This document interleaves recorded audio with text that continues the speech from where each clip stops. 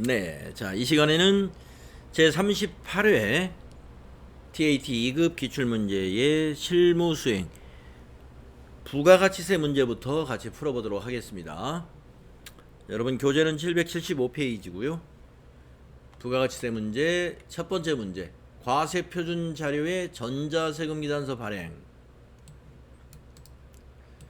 자, 과세매출이니까 11번 과세매출 유형을 선택해야 되고요. 전자세금계산서를 발급 전송하는 것까지 해야 되겠죠. 자료 설명을 보겠습니다. 주식회사 슈월즈에 제품을 공급하고 발급한 거래명세서랍니다.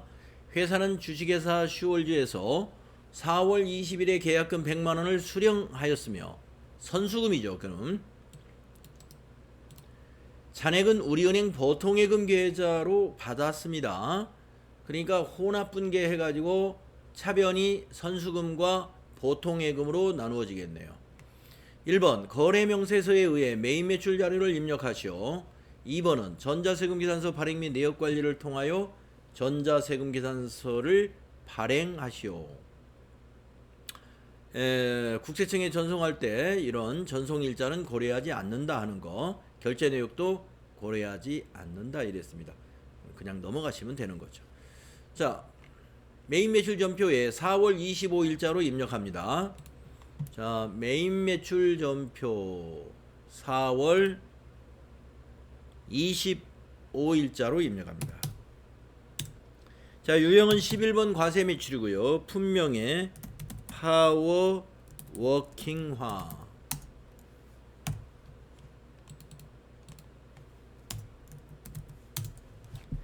수량 100, 단가 5만원.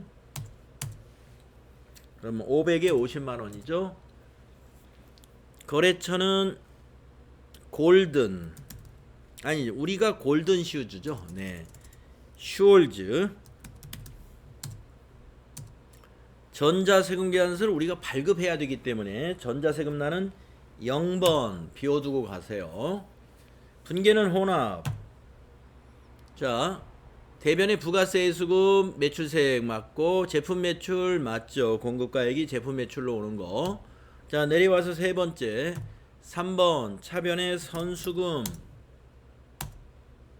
100만원 있었다고 그랬죠. 또 차변에 나머지는 보통예금으로 받았죠. 103번 나머지가 얼마냐, 450만원 되겠습니다. 탭키 눌러서 보통예금은 꼭 이 거래처를 고치고 가야 됩니다. 그래서 은행으로 바꿔라 이거예요. 우리은행. 여기까지 하신 다음에 전자세금 계산서를 회계 메뉴 가가지고 부가가치세 2에서 전자세금 계산서 발행 및 내역관리 메뉴에 갑니다. 조회를 해야죠. 4월 25일자로 4월 25일부터 4월 25일로 엔터해서 조회합니다. 그러면 이게 보이죠. 방금 입력한 거 체크하시고 상단에 있는 전자발행 눌러주시고 확인 누르면 세금계산서의 사진이 보이죠. 밑에서 발행 눌러주세요. 발행되었습니다 해서 확인해 주시고, 또 다시 위에 있는 아카데미 전자세금계산서로 올라가서 로그인 눌러주시고, 미전송 체크한 다음에 매출조회 눌러서 나타나면은 발행 눌러주시고, 완료되었습니다 해서 확인.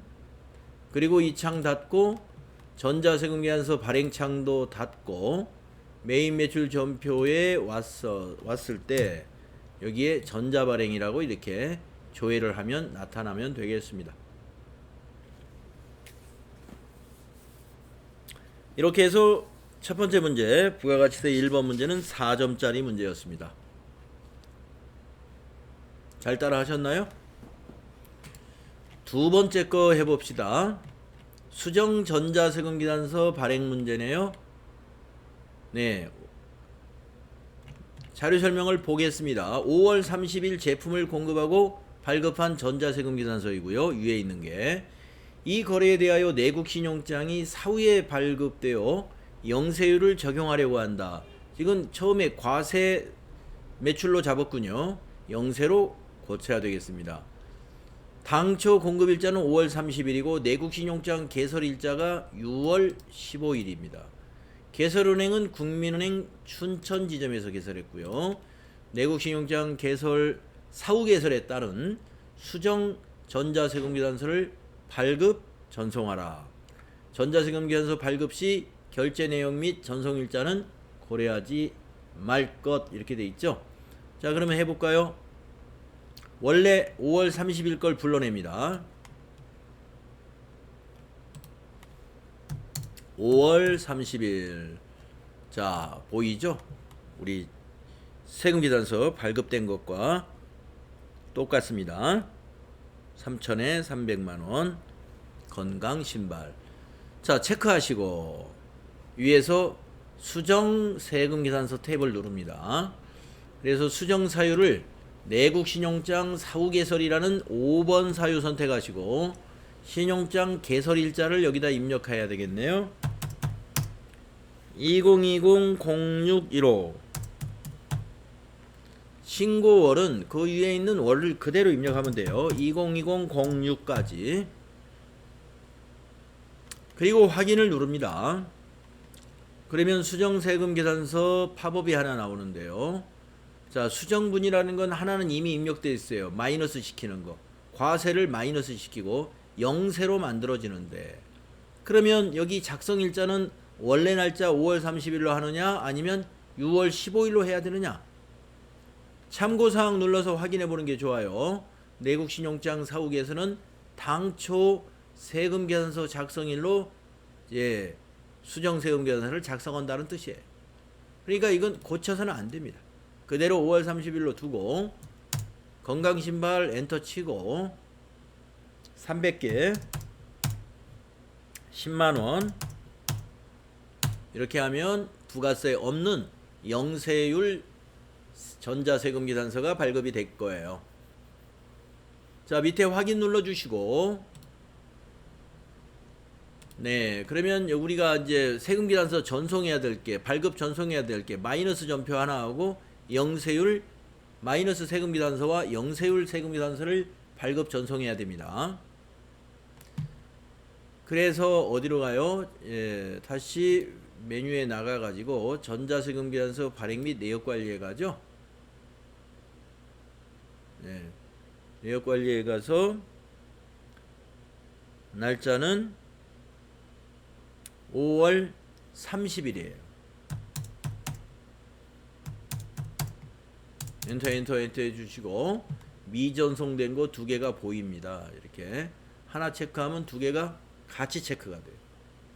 그래서 위에서 전자발행 누르고 확인, 그리고 발행 누르면 두 건의 전자세금계산서가 발행되었습니다. 확인 눌러주시고 위에서 아카데미 전자세금계산서 누른 다음에 로그인 해주시고 미전송 체크하고 매출 조회, 발행이 두 건이니까 발행을 누르고 또 확인 누르고 또 한번 발행 누르고 또 확인 누르고 이렇게 해야 됩니다. 그리고 여기 창을 닫으시고 또 전자세금계산서 발행창도 닫고요. 5월 30일자에 와서 보면은 이제 이 두 개가 전자발행으로 이렇게 나와 있더라.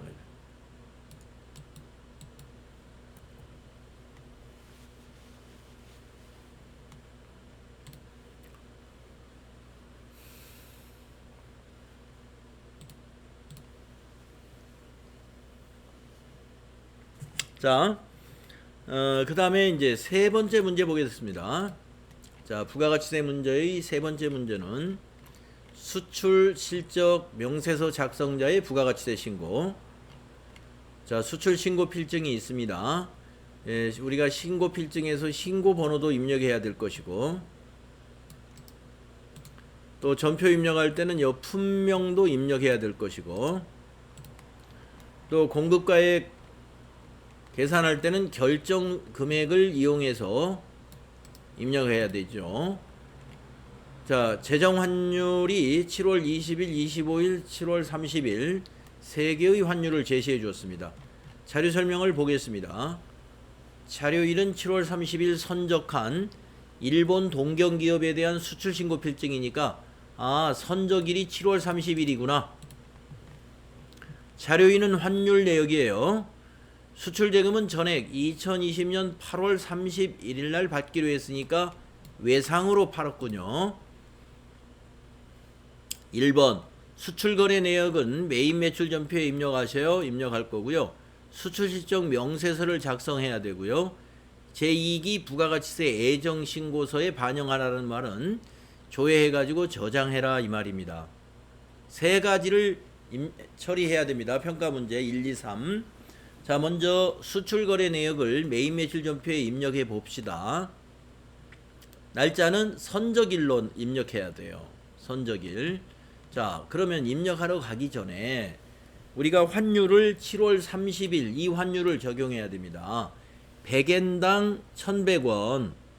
그러면 78만 N이니까 100엔당 1100원이면 1엔당은 100으로 나누면 11원이란 얘기죠. 1엔당. 그래서 78만 N 곱하기 11 하시면 됩니다. 그러면 공급가액이 어떻게 나와요? 78만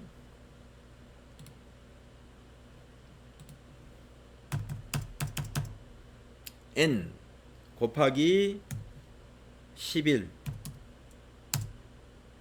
하게 되면은 858만 원이 나오죠. 네, 858만 원을 우리 입력해야 됩니다. 자, 어디다가 메인 매출 전표.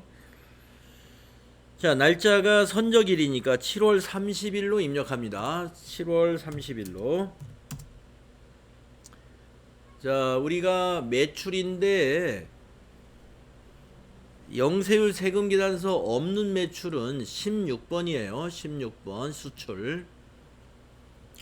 자, 품명은 아까 건강신발이었습니다. 수량은 거기에 1000박스라고 나와 있었어요. 1000 넣어주시고.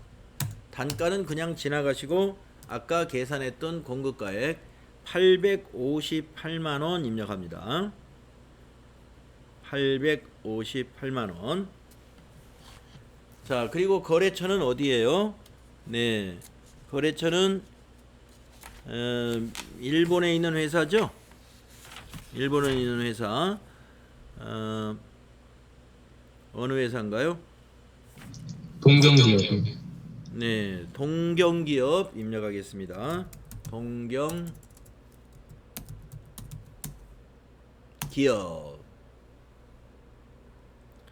그 다음에 전자세금은 세금계산서 없는 거니까 그냥 지나가시고, 분계는 외상분계 하시면 돼요. 다음 달 8월 달에 받기로 했으니까. 그래서 2번 외상분계 하시면 외상매출금 858만원. 그렇죠? 네. 그리고 제품매출 858만원. 이런 분계가 되겠습니다.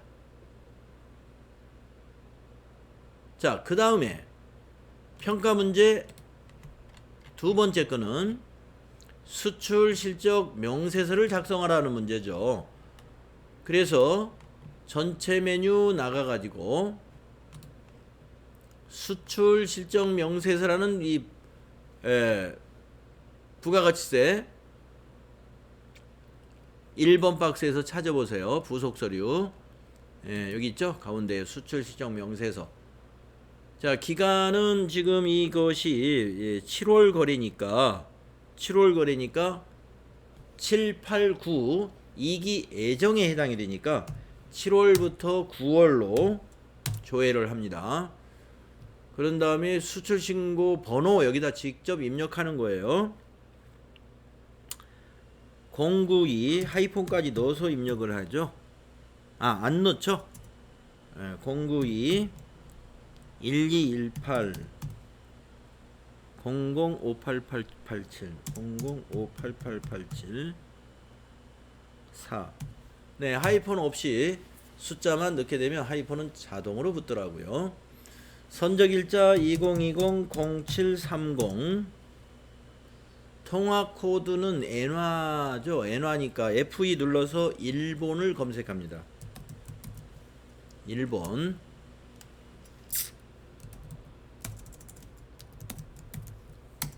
그럼 일본 엔화 JPY 나타나고요. 환율은 7월 30일의 환율 11을 입력합니다. 11. 그 다음에 외화는 78만을 입력합니다. 780 플러스. 그러면 옆에 원화가 조금 전에 우리가 계산한 거하고 같은가 한번 확인해 봐야 돼요. 858만원. 그래서 여기 환율을 말이죠. 1엔당 환율을 입력해야 돼요. 100엔당 환율을 입력하면 안 돼요. 그럼 만약에 7월 25일에 환율을 적용한다면 10.5라고 해야죠. 10.5. 만약에 7월 20일에 환율을 적용한다 그러면 10.1로 하면 되겠습니다. 자, 7월 30일은 1100원이니까 그냥 11 하는 거예요. 자, 더 이상 입력할 게 있나요? 네, 없습니다. 이대로 닫으면 저장이 되는 것 같습니다. 네, 더 저장이 됐어요. 자, 그래서 이 문제가 배점이 엄청 커요.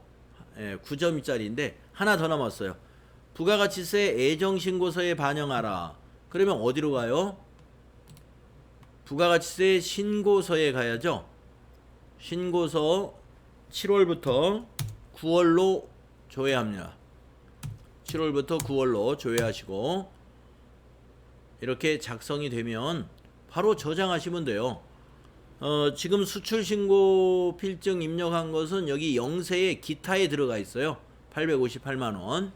네, 바로 저장하시면 됩니다. 위에 저장 확인. 그리고 닫아주시면 되는 것이다. 이겁니다.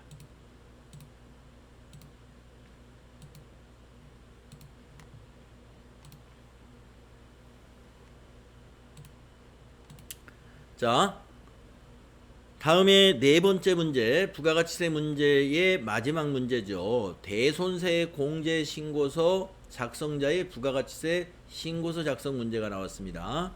8점 주겠다. 자, 자료는 주식회사 바이오 슈즈의 매출한 거래 내역으로 해당 채권의 소멸시효가 완성. 12월 10일자로 완성되어 전액 대손으로 확정되었다.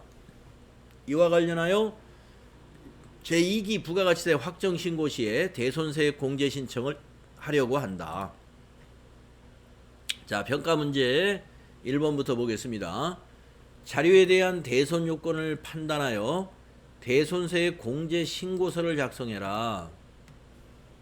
자, 대손 요건은 소멸시효이고 대손 기준일은 여기 작성 2017년도예요. 그래서 지금 3년이 지났어요.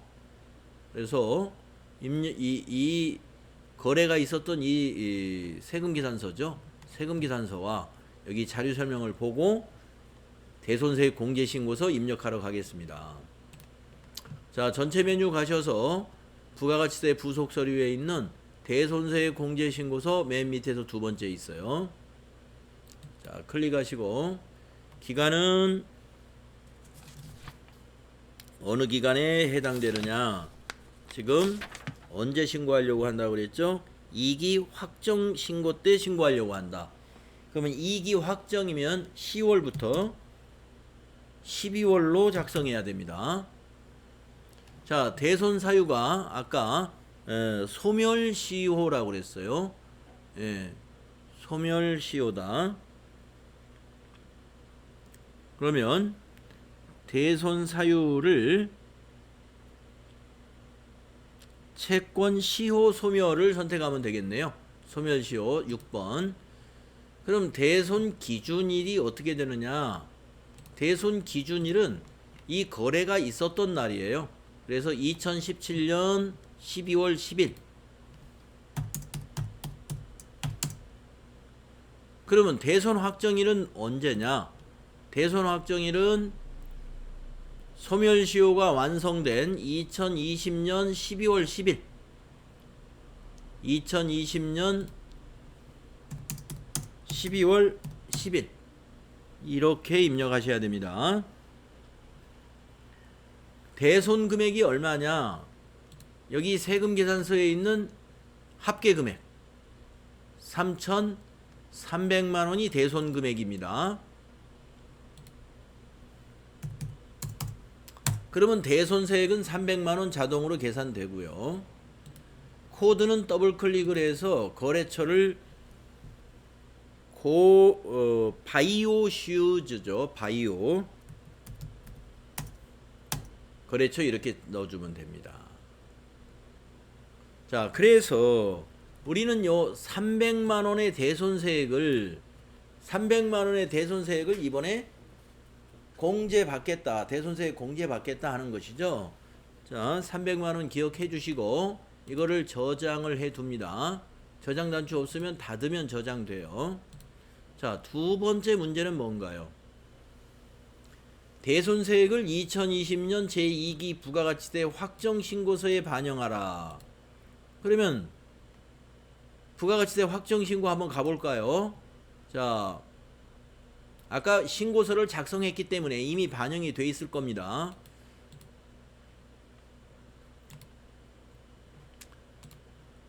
부가가치세 신고서 10월부터 12월 31일 정기신고 엔터. 네, 여기 아까 대손세액 공제 신고서에서 여기 8번에 넘어와 있어요. 마이너스 300만 원. 넘어와 있죠? 자, 그러면 저장을 해둡니다. 상단에 있는 저장 눌러주시고 확인. 네, 부가가치세 신고서까지 했습니다. 그 다음에 세 번째 지시가 있죠. 평가 문제. 세 번째 평가 문제는 대손 확정일이 대손세액 공제 및 대손 채권에 대한 회계 처리를 해라. 자, 회계 처리하려면 어떻게 해야 돼요? 외상 매출금 요거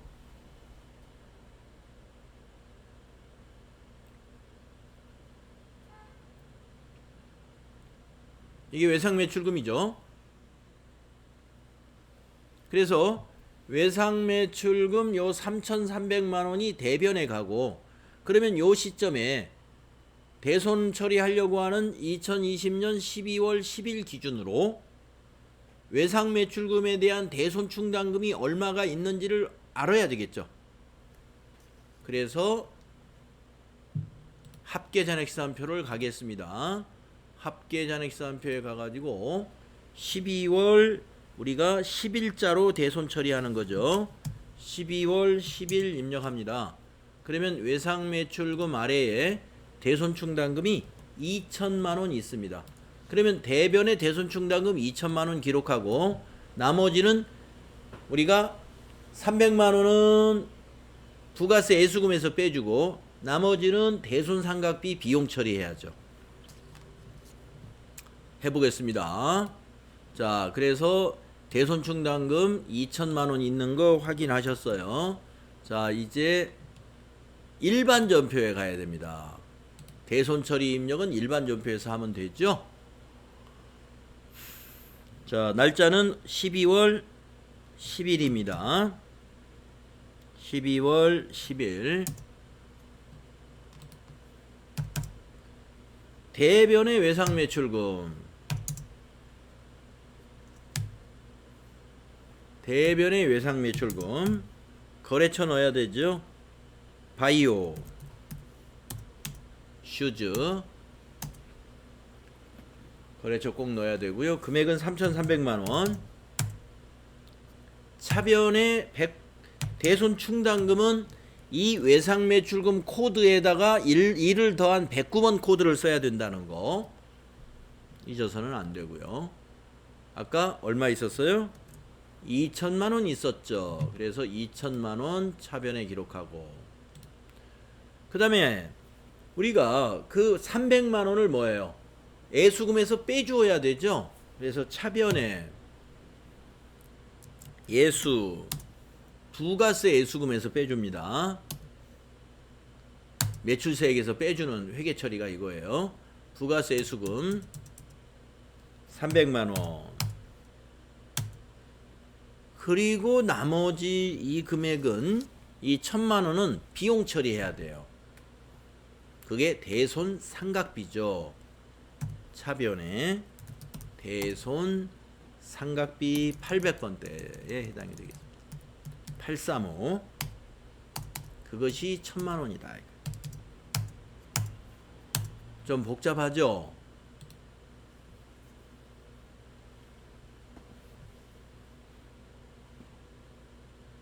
잘 정리해 두십시오. 그래서 대손세액 공제신고서 작성자의 부가가치세 신고는 이런 프로세스로 처리하시면 돼요. 그래서 평가 문제에 있는 그 지시를 순서대로 수행하시면 되는 셈입니다.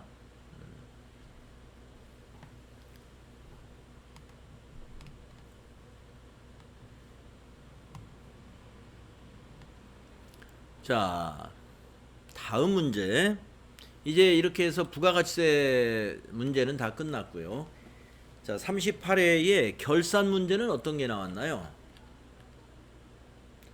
자, 결산 자료를 참고로 결산을 수행하시오. 단 제시된 자료 이외의 자료는 없다고 가정한다. 1번 외화평가 자료 설명. 결산일 현재 보유한 외화자산은 다음과 같다. 자, 외화 외상 매출금이 있다는 거예요. 결산 정리하라. 그러면 환율을 적용하라 이런 얘기입니다. 자, 장부상 적용 환율과 결산일의 적용 환율. 네, 장부상은 지금 1200원으로 지금 적용이 되어 있는데요. 결산일은 1100원입니다. 그럼 환율이 하락한 거죠. 100원.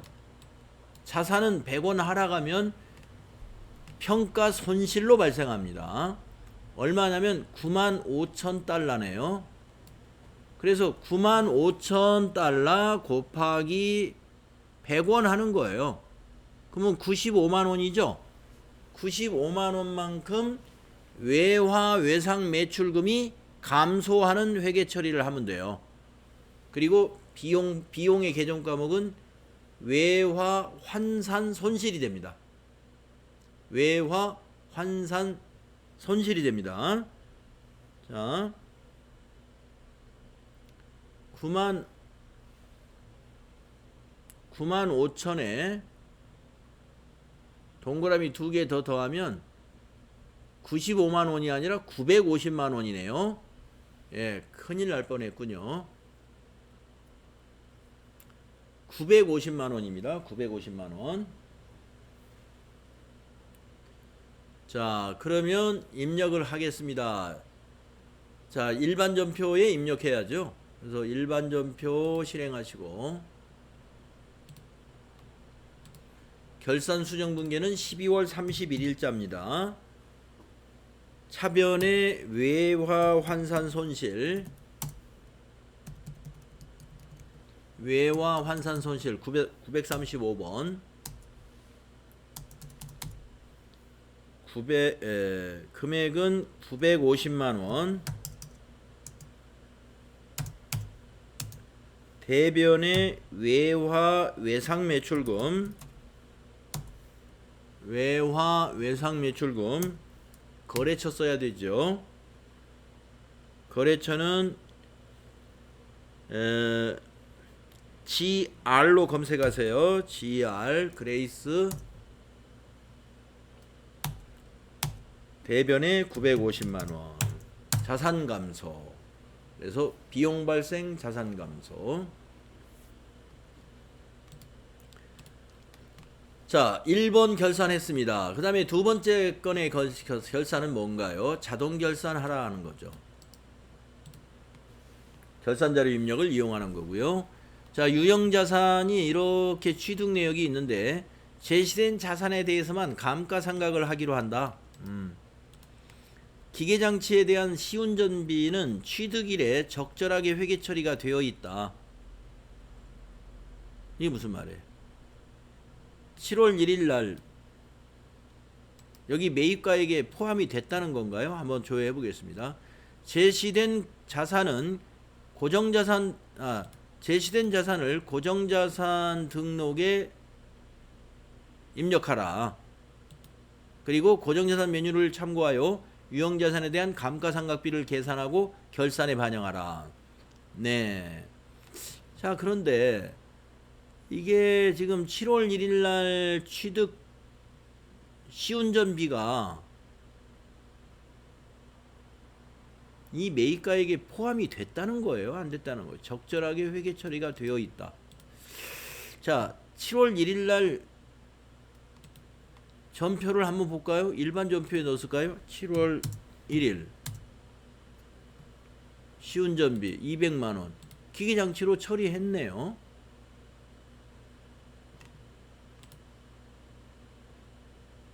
그럼 5천만원 메인 매출 전표에 한번 가볼까요?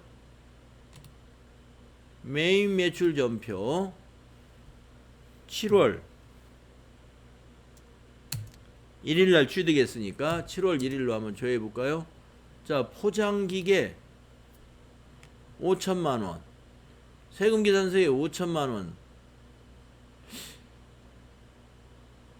그러면 이 5천만원과 일반 전표에 있는 200만원 합치면 5,200만원이 돼야 되죠? 그 얘기예요. 아, 문제 참 애매하게 냈습니다.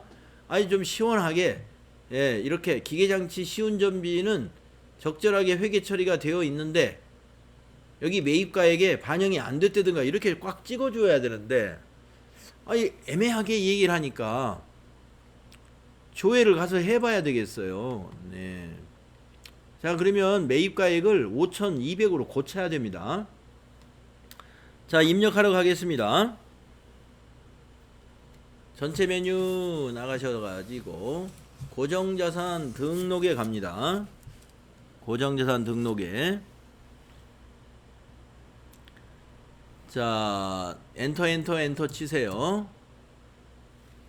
F2 눌러서 기계장치 검색하시고 계정은 코드는 201번이네요. 201번.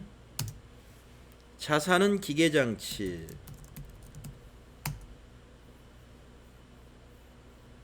취득일은 2020-0701.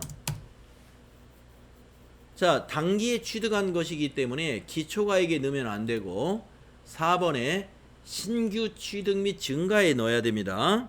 5,200으로 넣어주세요. 52 플러스 2번. 자, 그 다음에 상각방법 정률법이니까 9번 그대로 지나가고, 그 다음에 내용연수 입력하고 가야죠. 내용연수 5년. 그 다음에 사용부서가 생산부입니다. 생산부니까 여기를 1번으로 고쳐야 되겠죠. 800번대가 아니라 1번 500번대 생산부. 그래서 신규 취득에 입력하고 정률법 확인하고 내용연수 5년 입력하고 경비구분 500번대로 바꿔 놓으면 여기에 회사 계상 상각비가 이렇게 계산이 돼 있어요. 이거를 이대로 해놓고 그냥 이걸 뭐 메모하고 하는 것보다는 이걸 닫으세요. 예, 저장해 주시고 어디로 가느냐 하면은 월별 감가상각비 계상에 갑니다. 월별 감가상각비 계상에 클릭해 보세요.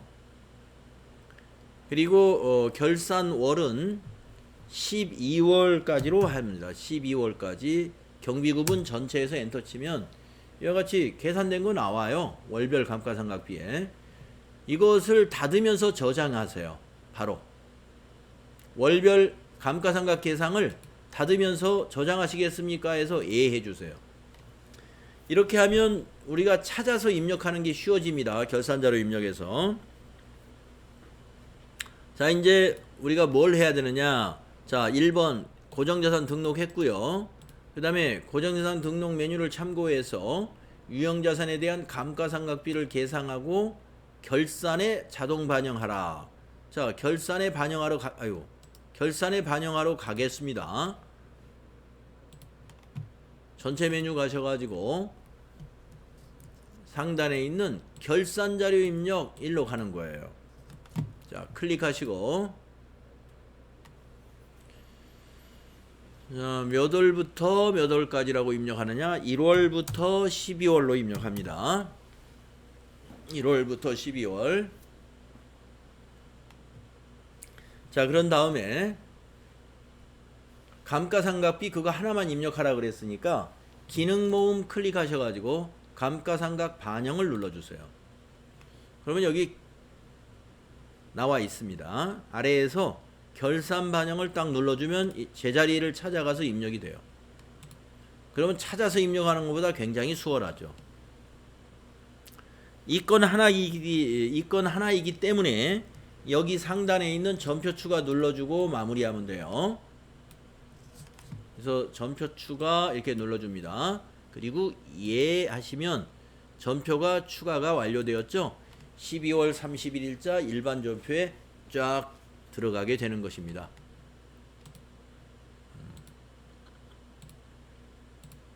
네. 38회의 결산 문제까지 이번 시간에 풀어봤습니다. 다음 시간에 우리 근로소득관리 문제 이어서 풀도록 그렇게 하겠습니다.